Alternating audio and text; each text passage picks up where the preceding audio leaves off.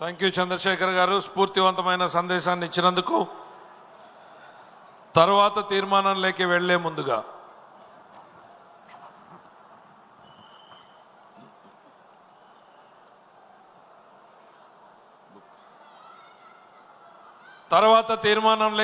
ముందుగా యువగళం పాదయాత్ర గురించి 2 మాటలు. నడవలేడన్నారు, నడక మొదలు పెడితే నడవనివ్వమన్నారు. సభలు పెడతామంటే వేదిక లేకుండా చేశారు. రోడ్డు మీద మీటింగ్ పెడతామంటే రోడ్డు మీదనే అవకాశం లేకుండా చేశారు. చిన్న స్టూల్ ఎక్కి మాట్లాడితే స్టూల్ లాగేశారు. మైకులు లేకుండా చేశారు. కానీ ఆ స్వరం ఆగలేదు. ఇందాక పెమ్మసాని గారు చెప్పినట్టు తరం మారింది, స్వరం మారింది.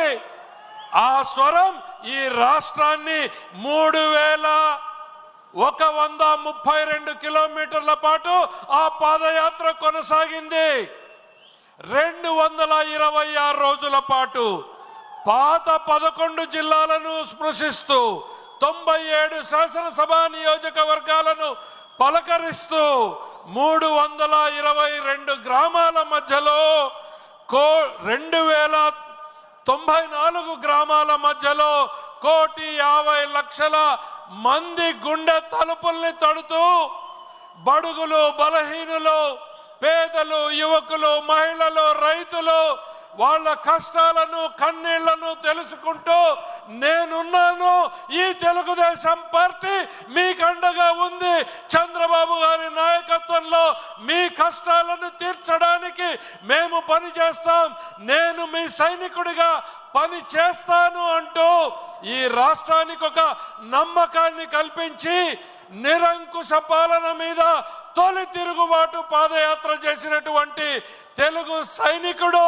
తెలుగు సేనాధిపతి మన నారా లోకేష్ గారు తన యాత్ర అనుభవాలని పుస్తక రూపంలో పొందుపరిస్తే తొలి కాపీని భారత ప్రధాని మన ఎన్డీఏ పార్టీ భాగస్వామైనటువంటి నరేంద్ర మోడీ గారికి ఇవ్వడం జరిగింది.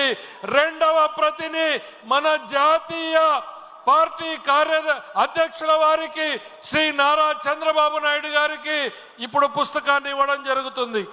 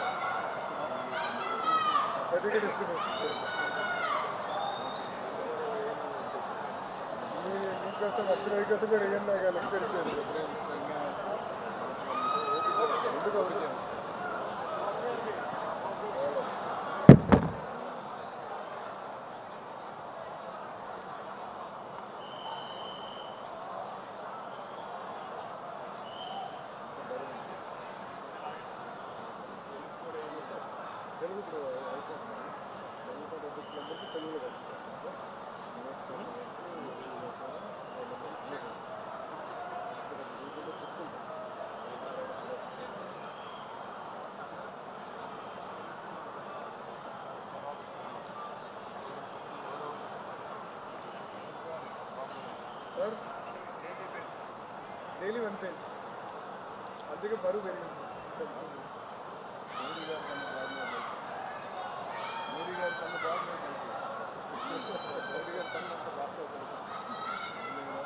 ఎందుకంటే ఇప్పించాలంటే డైరెక్ట్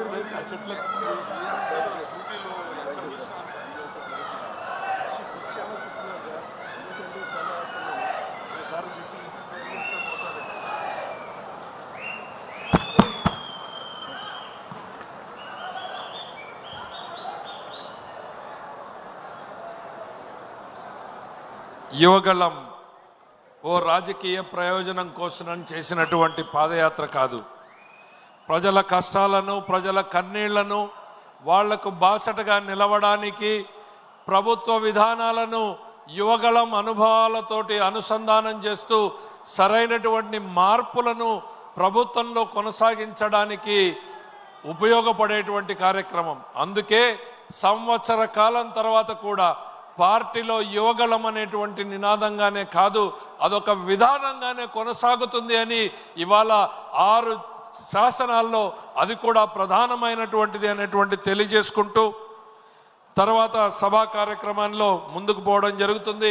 మరొకసారి గుర్తు చేస్తా ఉన్నా, వర్కింగ్ లంచ్ ఉంది, భోజనాలు నడుస్తూ ఉన్నాయి, సభా కార్యక్రమం కొనసాగుతూనే ఉంటుంది. విడతల వారీగా వెళ్ళాలనుకున్న వాళ్ళు వెళ్ళి భోంచేసి రావచ్చు.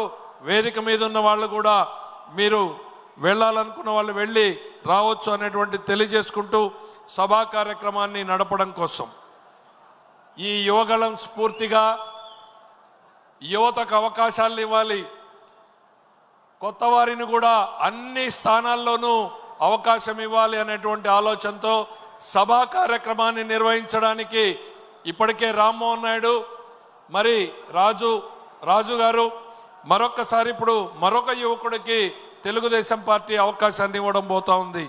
విజయనగరం జిల్లా పార్లమెంటరీ పార్టీ అధ్యక్షుడు డిసిసిబి ప్రెసిడెంట్ శ్రీ నాగార్జున గారు ఉన్నారు.